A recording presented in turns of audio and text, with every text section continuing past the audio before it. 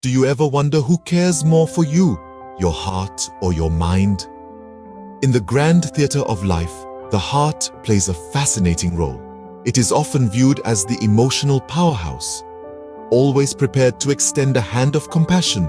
Imagine, if you will, witnessing a person grappling with hardship on the city streets, or a friend navigating through turbulent times.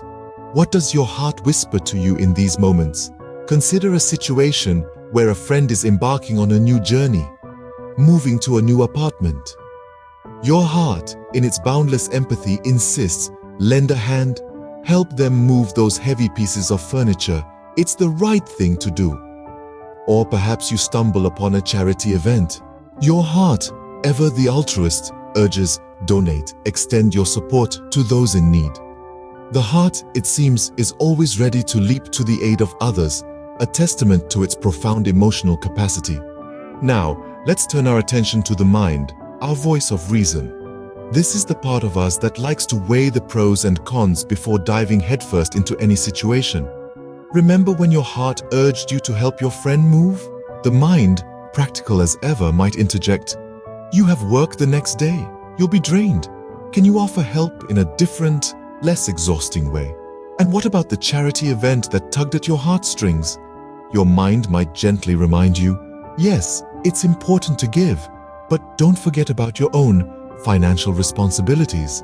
Donate within your means. The mind is constantly thinking, analyzing, and considering what's in your best interest. It's the voice that often echoes caution, prudence, and practicality. So, is it the mind that truly thinks about your well-being? So, if it's the mind that thinks about you, should we always follow its advice? This question leads us to an ethical dilemma, a crossroads between the heart and the mind. It's a tug-of-war between the emotional and rational self, a debate between altruism and self-interest. The heart often urges us to leap, to take actions guided by compassion, empathy, and love.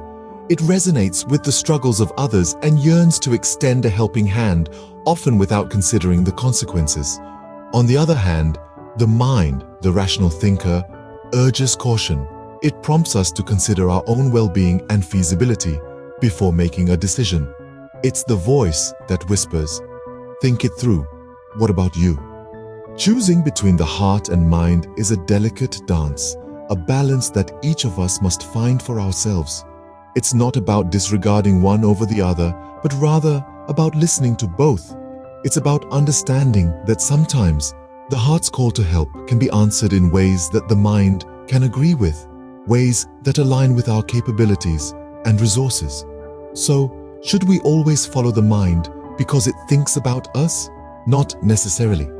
The heart and mind are not adversaries but allies. They provide us with a comprehensive view of our decisions, one that takes into account both our emotional and rational selves. Perhaps the answer isn't about choosing one over the other, but rather finding a balance. What if, instead of choosing between heart and mind, we sought to harmonize the two? Imagine a world where our compassionate hearts and our practical minds walk hand in hand, each complementing the other. It's a world where we don't just survive, but thrive, where we don't just exist, but truly live. This harmonious balance between the heart and mind is not just a philosophical ideal. It's a practical approach that can bring a profound change in our lives. It allows us to embrace the altruistic impulses of our hearts without ignoring the rational considerations of our minds. The heart and mind in balance can help us make decisions that honor our desire to help others and our need to care for ourselves. Achieving this balance requires mindfulness, understanding, and patience. It's about listening to the whispers of your heart and the logic of your mind, then finding a middle ground.